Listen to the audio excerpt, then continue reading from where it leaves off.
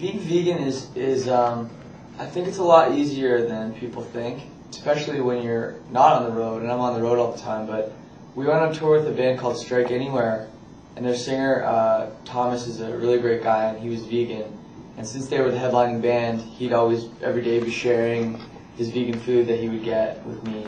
And we just started talking about it, and every city we'd go to, he'd be like, "Yeah, there's this vegan restaurant." He showed me the ropes a little bit on how to be vegan on the road, and that was it. Since then, I haven't had any consumed any animal products knowingly since then. We went out today and we had delicious vegetarian chicken sandwiches, and I guarantee if we grabbed 20 meat eaters off the street and said, you want to come for lunch with us?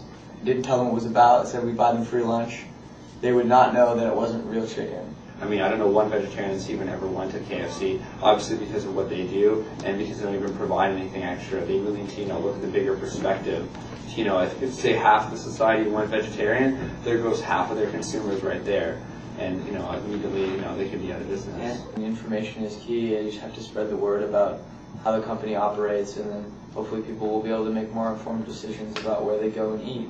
And I think another thing is to contact KFC directly and say, look, we aren't going to support you anymore if you continue to do this. Whoever gets the letters at KFC, if they get one letter, that might not make a difference.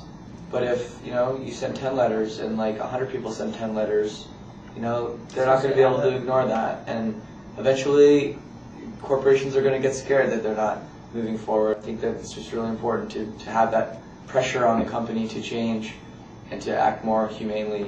Personally, for me, I never really liked meat, and again, it was just my parents upbringing to serve me meat. And eventually, once I met friends and stuff that could survive and eat quite well, without meat, I learned how to do it, and then eventually I just phased it out of my life.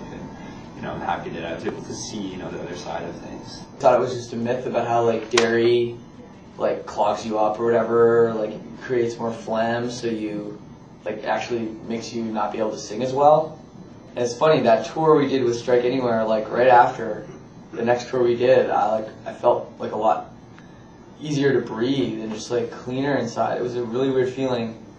So I think it definitely helps me to keep my health on tour and keep my voice up.